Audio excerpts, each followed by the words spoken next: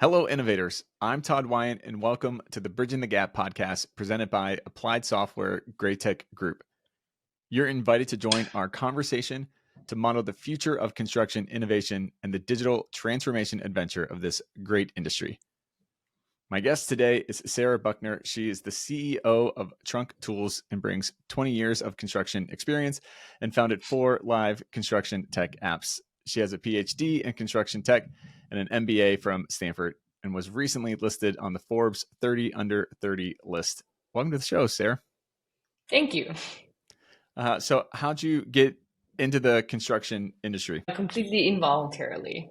I feel like most people actually end up in construction involuntarily. I haven't met a lot who grew up and were like, at least not a lot of women, I think, who grew up and were like, I want to be a construction worker. So I come from a background where we just needed cash as a family, and my dad was a carpenter. And so it was just like the path was for the kids to also help out and start working. And so I started working as a carpenter when I was 12 and have never left the industry. Never really. Like I did a touch here and there and decided to be a waitress at Oktoberfest at one point, and then came right back to construction because I just felt that I love construction now, right? But it's definitely something where I feel like it takes some time to start loving it. But the process of creating something that will be there for a long time, right? Like at least growing up in Europe, you create a building that's probably going to survive you, and you create something that is bigger and will last for longer than your own life. And that's just, and it creates happiness, right? It creates it's houses for people, or like a place to work, or like a place to eat or enjoy something. So it creates a lot of spaces that are created are really fundamentally impacting how humans experience their life. And I think that's powerful. Mm-hmm. Yeah, I love that. I also stumbled into the construction industry totally on accident. So I can relate to that for sure. I feel like in construction, people stumble into it, but then once they find it, they're like, oh, there's so much more here than yeah, or at least the ones that stick to it. The others are like leaving in the first year. So that's true. Very true. So what inspired you to really focus in on the field of generative AI? It's a good question. So I was working I worked my way up as a carpenter. I became a foreman, a super, eventually switched over to the GC side, was a GC for a while. And I had a mentor who also was like in the C-suite of a large public company, like very, very large construction company.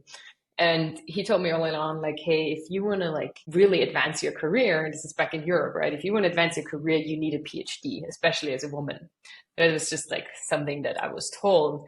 And I really didn't want to do one. I was like, I never wanted to be in academia. I didn't really like research too much, but I was like, okay, if you think that will help my career, I'm going to go do it.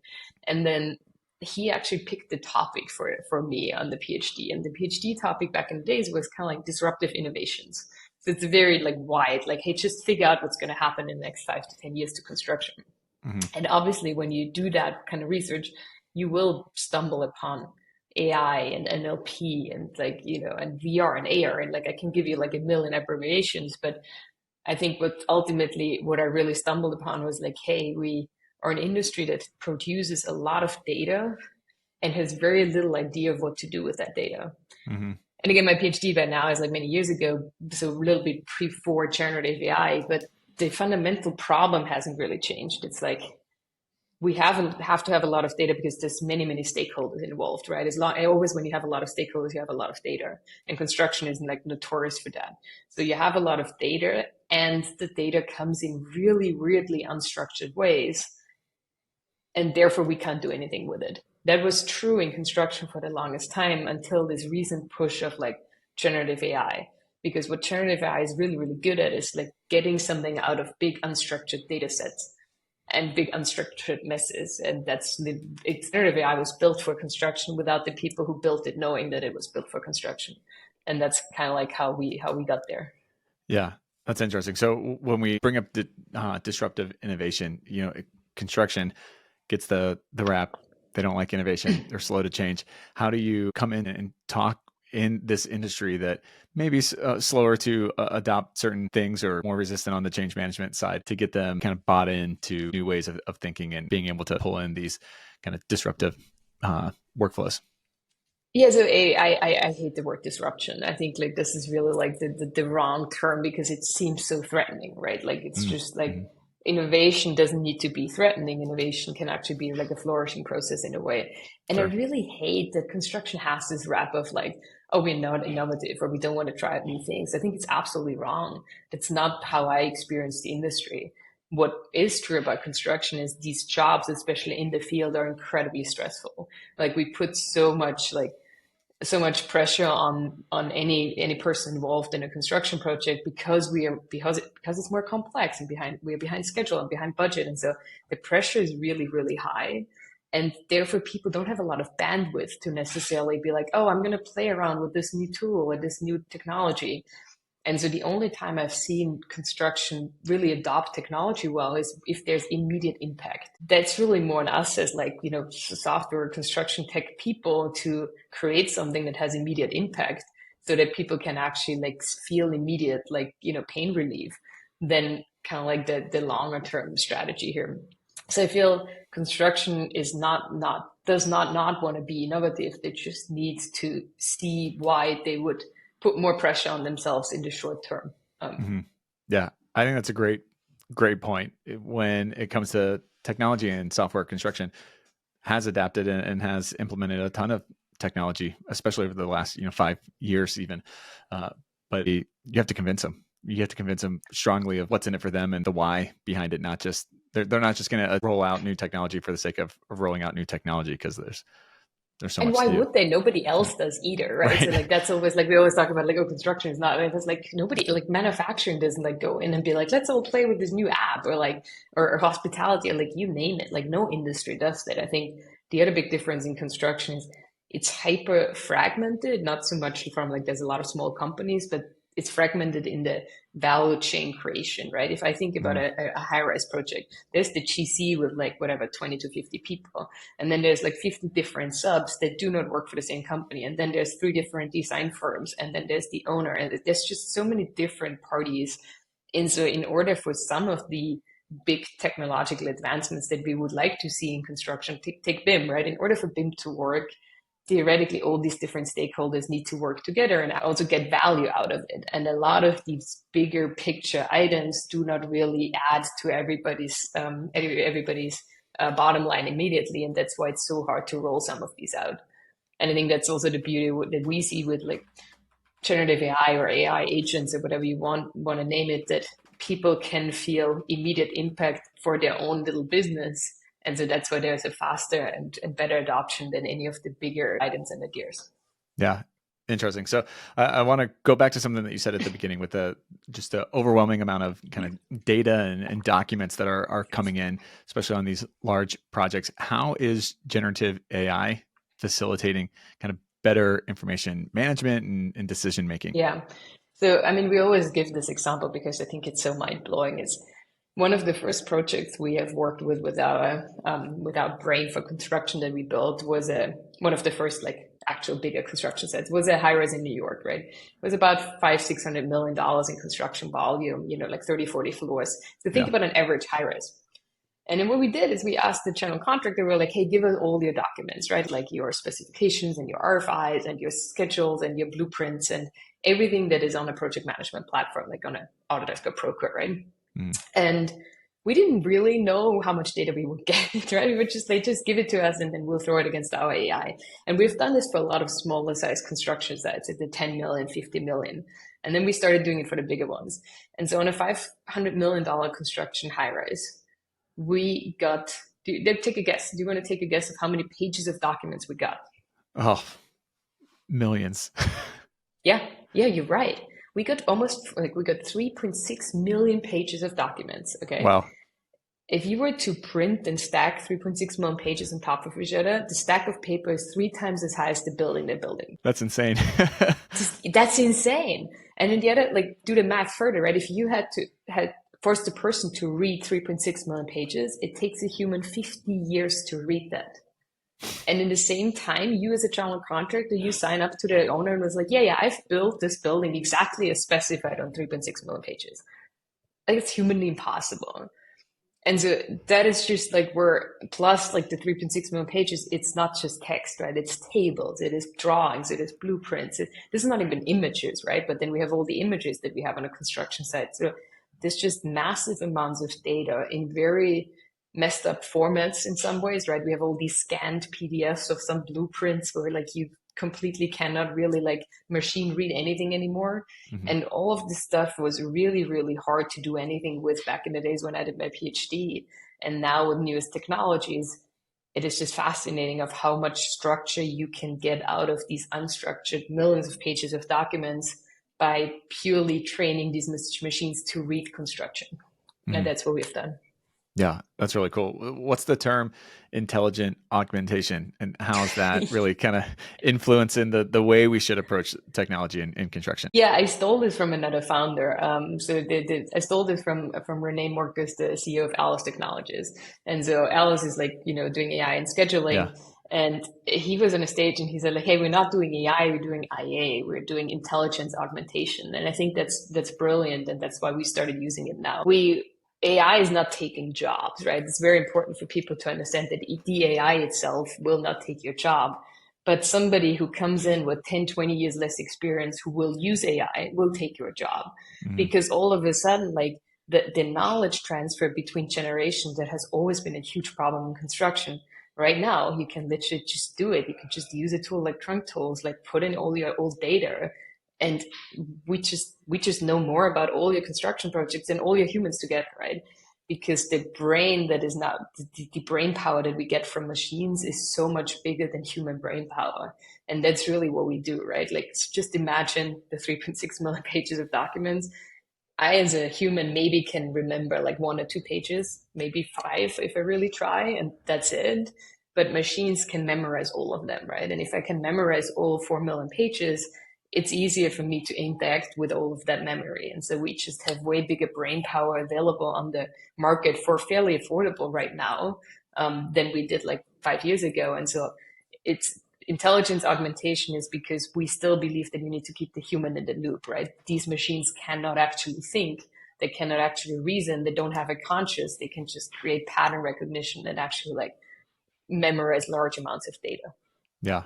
Yeah. I'm a huge believer that AI is not the threat that some people feel it is, but it's a genuine partnership between the machine and the person to help kind of augment some of the, mundane and just the vast quantity, like you were just talking about, of data. Humans can't do that. So why not offload that to the machine and then have the human be more strategic and kind of up level and figure out the kind of the critical process stuff and critically think through things. That's what the human does really well, and let the AI and compute and memorize all that data and kind of give you some of the highlights of it. Yeah, I think that's a really beautiful point. We as humans are really bad at data analytics, right? So like, as part of my PhD was data analytics. So I love data, but I'm really, really bad at it because that's just like, it's not how our brain is wired, right? Mm-hmm. So why don't you like just outsource that part to like a machine as you like, I don't know, like you outsource, like in the industrial age, right? We started like mass producing certain stuff instead of putting human labor in it, right? It's like we are not mixing the concrete by hand anymore. We have a machine do that. Why don't we do the same thing for data, right? Like nobody nowadays would go in a construction site and be like, I'm really proud of how good I can mix the concrete, so I'm going to keep on mixing it myself. It's like, no, stop doing that. There's a machine that does that. And now stop trying to figure out like how to stay on top of your data. There's machines who can do that. What these machines are not good at is like critical thinking, human interaction, like management. Like that is all stuff that we still need to humans. And so the way we phrase it to people is like, you will just get 10 to 20 IQ points extra that we just lay on top of each of the people who is using our tools, and they will just be like superhumans. We have some users who call it a cheat tool. I love this, right? Because they sit in meetings and somebody is like, you were wrong, and then like they type into like in trunk text, and then trunk text gives them answers like, no, I'm not, like here's the answer, right? And here's like the contract or whatever the discussion's about. And so I feel giving people tools that actually make them be better at their job and like be happier therefore, because everybody wants to be good at their job, is something that is a beautiful thing to do and beautiful to see what's possible. Yeah, helps kind of eliminate some of the ambiguity. Like in your example of the meeting and sitting around the table, without it, you're just relying on people's memories, or they have to go and look up a enormous tower of paper to try to find it, and it's a needle in a haystack then. But with the tools in place, it equips them to really see it in that black and white and be like, no, this is what it actually says. Yeah. And we have like beautiful examples of these from our users where again, like somebody in a meeting was fighting about like, I don't know if the silicon was part of the contract A or contract B, these traditional problem sets, right? And like, Yeah. and the subcontractors are fighting and like the GC just like typed in the question to trunk text was like, this silicon part of contract A, right? And within a few seconds, it was like, no, it's not. And here is the part of the contract where this is written. And so that's intelligence augmentation, right? It helped the human to be faster, but I still need the human to actually prompt the machine and be like, hey, like, help me figure out that path, but help me go through all the documents and compare these contracts together and actually, help me understand. Yeah, that's awesome. So from your perspective, what are some of the biggest challenges and opportunities that generative AI is presenting the construction industry right now? I think something beautiful that we're working on actually, like, we're not fully there, right? Because it's a lot of research, but we're getting there is just figuring out gaps in the data, not so much just gaps, but like data inconsistencies. The Mhm. huge problem in construction is data inconsistencies. And the problem is not coming because we don't want to be consistent, but the problem is coming from too many stakeholders involved again, right? There's some architect somewhere, and this is a very simplified example, who decides that this wallpaper here needs to be green leaves, right? And then there is some subcontractor coming in, actually like writing a submittal for this, like whatever, and like the wallpaper all of a sudden turns into like green cucumbers. These kind of situations we have, and somebody goes over this, has like already worked 12 hours in the field and really doesn't have the brain power to, or the time even to just like go back and compare every spec with every submittal and like whatever. And it's just eventually somebody just signs off on this, or it just gets lost and just gets built. And then we have 8 to 10% rework in construction. If you actually do the analysis behind rework in construction, about 65% of rework, so 5 to 6% of total construction cost, okay, 5 to 6% of total construction cost are because the wrong data, it was the wrong person at the wrong point in time. So it's Mm. data inconsistencies and question around data flow. That is stuff that like AI can really, really help with, right? I can mass analyze millions of pages about data inconsistencies against each other, right? I can compare specs with submittals and be like, hey, does this match? Does this make sense? I can Yeah. also go in and automatically track like, hey, are you actually going to be in schedule enough? The schedule is always a huge discussion, right? Like, and we're never going to be a scheduling tool, but there's way better tools out there. But thinking about not knowing where exactly you are on your construction site is hilarious. And it's like, yeah, but we know that your daily logs actually show that you're not done with the task that came before. We know that like your submittals haven't come in. And so there's just a lot of the automatic data analysis that we do in the backends that can really reduce rework in our experience by 65%. So 5 to 6% of construction costs can be reduced just by having the right data with the right people at the right point in time, and by avoiding these data inconsistencies that then people need to figure out on site, right? If I need to find solutions on site, somebody in the chain messed up. But everybody who's ever been on a construction site, that's all you do. Or like 60% of your job or 80% of your job is like, they're like, oh, this pipe doesn't fit into the hole. Like, yeah. And I don't call the architect and yell at them or like whoever messed up, right? I was like, no, like we're here to now figure this out. So I sign off on the extra work of the subcontractor, the plumber, like whatever it is. And Mhm. in the end, somebody in the chain is going to eat the cost. We could just avoid a lot of this stuff. And BIM has tried to avoid a lot of this stuff. And like our whole assumption is that we can create the same synergies that BIM wanted to create without needing a pretty 3D model. Because what BIM ultimately wants to do is to make data flow from whoever made a decision to whoever is going to execute on it, and like bring all the data inconsistencies and make them visual in a 3D model. The problem with BIM is just that like it takes so much time and effort to keep the 3D model alive and to get to the level of detail and so on. And the wrong stakeholders would have to put in the money and they're not getting incentivized with it.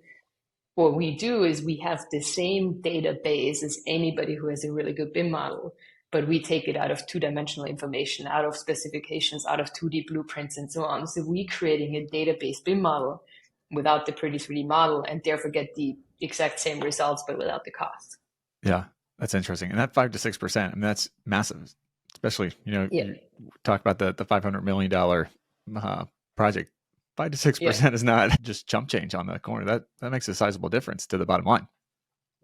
Yeah, I mean, if we think about the GC margin being like, single digit percentage, that Mhm. would like more than double the general contractor's margin right there. Yeah, for sure.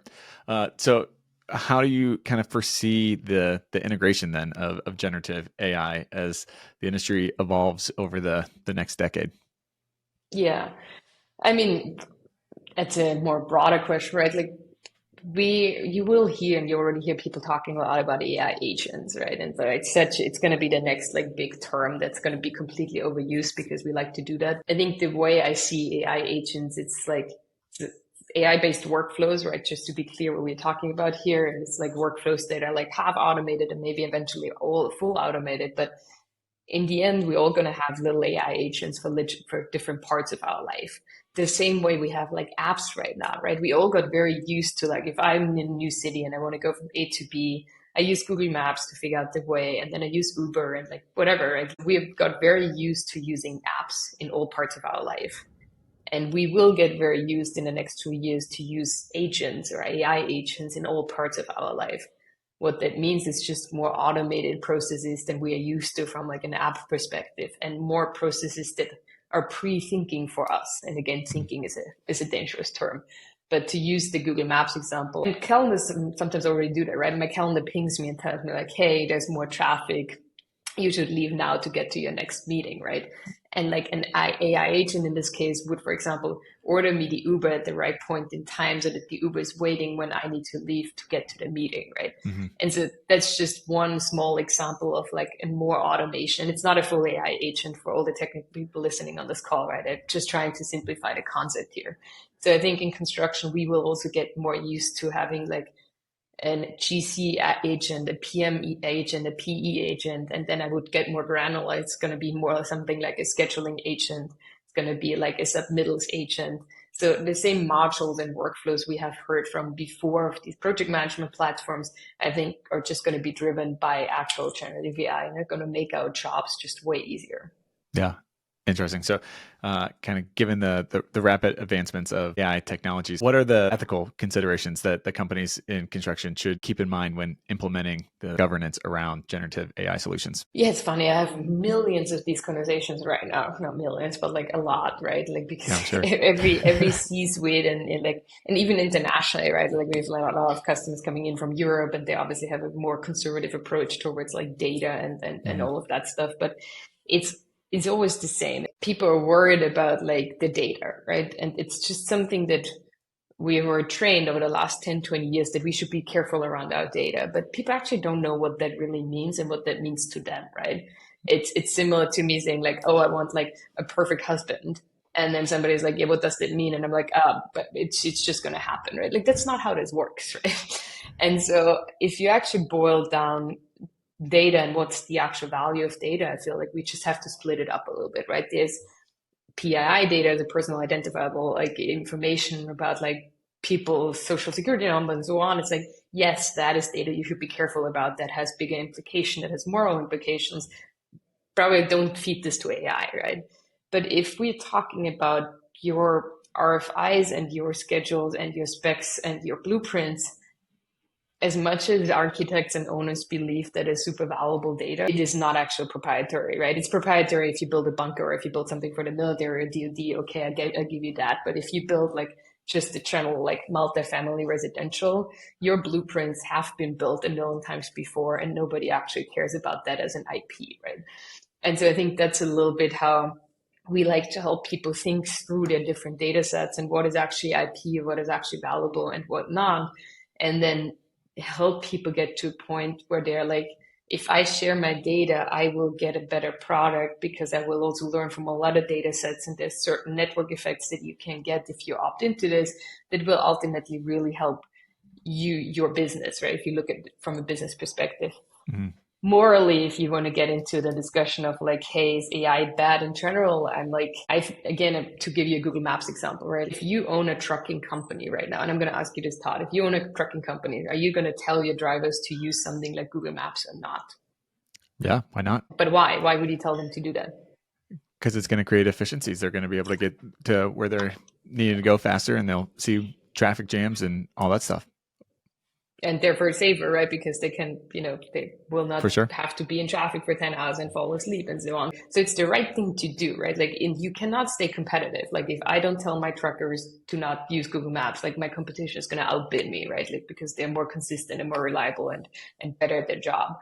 And I think that's where we're heading with AI. In the next year or two, like you will not be able to perform in your job if you're not adopting these tools.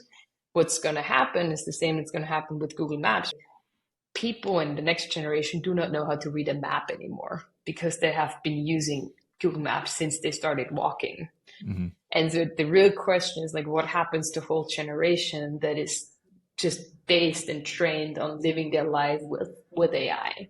And Right. that I think is the big question mark that like I have for like a younger generation where it's like, will they still be able to reason, right? Like there's some concerns there, but in a professional setting, AI is only taking away the parts of the job that are repetitive. They're not life changing, right? Again, like, yes, nobody cares if you know how to read the map. And I think that's a little bit how I would see it. Yeah.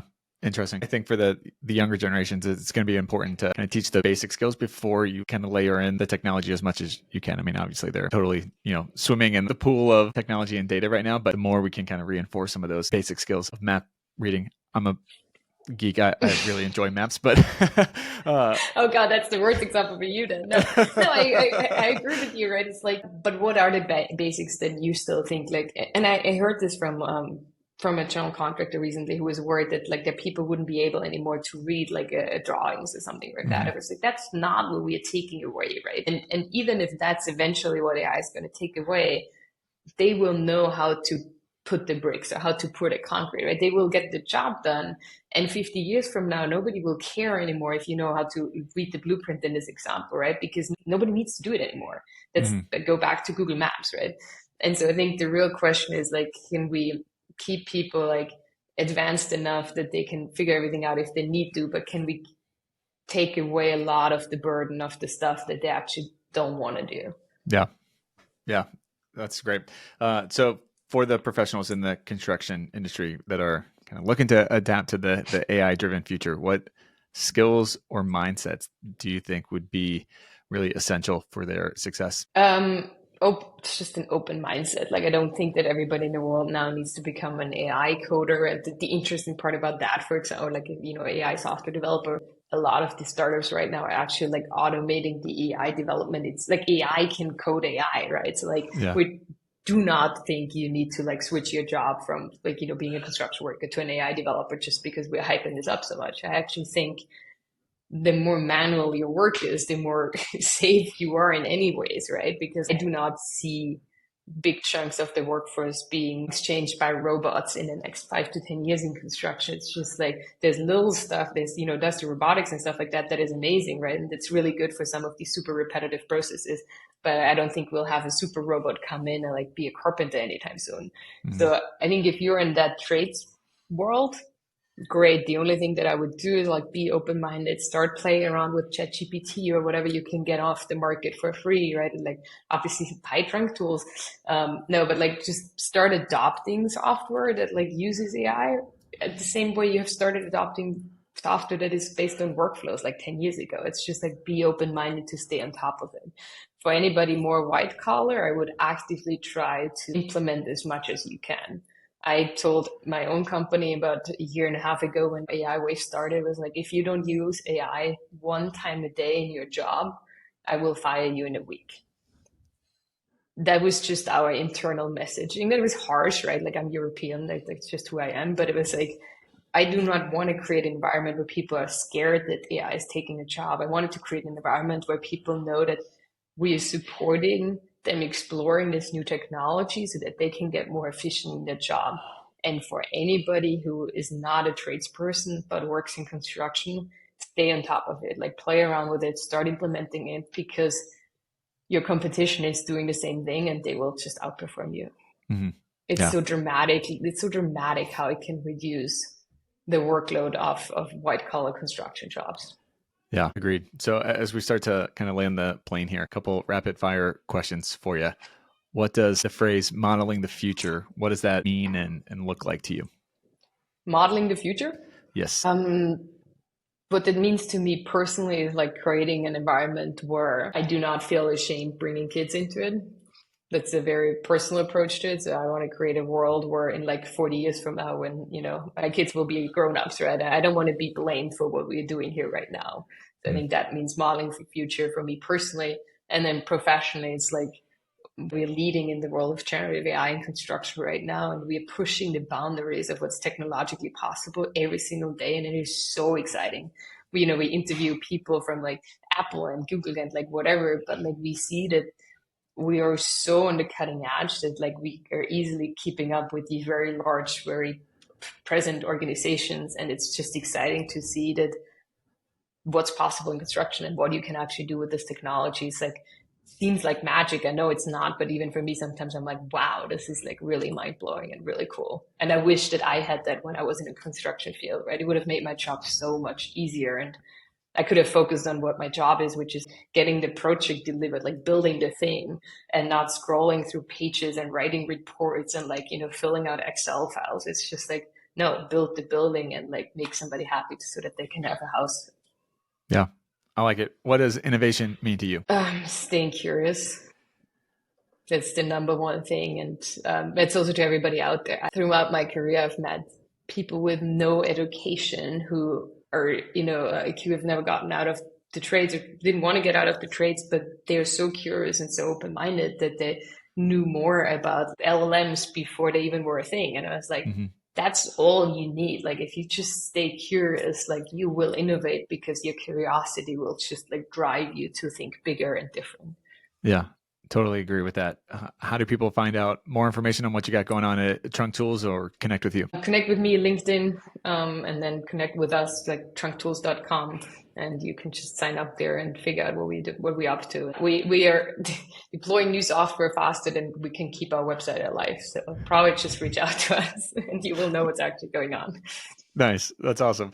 Final question for you. If I could give you all power and you could snap your fingers and innovate one thing in construction, what would you pick to innovate? Wow, that's a good one. I would probably completely vertically integrate everything. I would probably have every developer buy up the GC, buy up the subs and everything, because then we would finally all be aligned. And I know it doesn't work because of macro and like economics and like it's actually good to have company. I know it's a complete irrational, like childish dream, but I think if I've seen very few companies that have completely vertically integrated, and what's possible there with actually collaborating is just fascinating. Yeah. Nice. I like it. It's okay to have a dream. I like it. Yeah. We allow that around here. That's awesome. Well, Sarah, thanks so much for taking the time and joining the show. Thank you very much for having me, Todd.